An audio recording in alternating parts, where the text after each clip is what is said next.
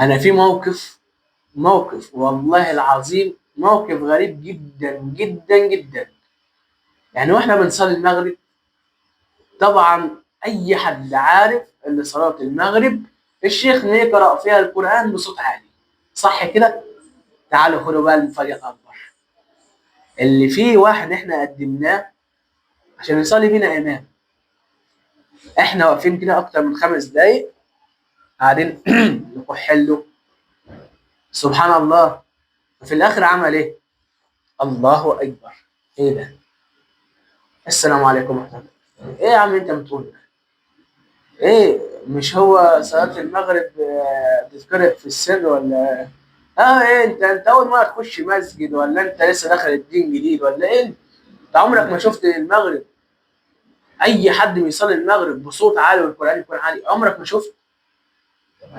يعني هو مش عارف يرد. هل انت مسلم ولا لسه داخل الدين جديد ولا ايه؟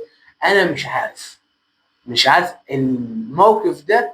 انا استغربت منه جدا، استغربت. خلاص الدين خلاص انطرق من قلوب الناس، خلاص مفيش حد مهتم غير بالكوره والغنى والحياه دي كلها.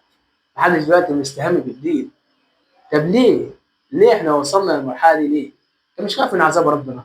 مش خايف من جهنم؟ مش خايف من عقاب ربنا؟ ولا انت خلاص مالكش كبير؟ لا، انت ممكن في اي ساعه تبقى بينك وبين ربنا خلاص شبر. فتعالى، ولا ينفعك صحابك بقى ولا امك ولا ابوك ولا اخواتك ولا حتى عزوتك، انت وعملك. فنصيحه مني، اعمل عمل لاخرتك عشان تقف قدام ربنا بوش نضيف. اترك من الاغاني، من الصحابه اللي بتقول لك تعالى نسمع اغاني، قول له مش هسمع.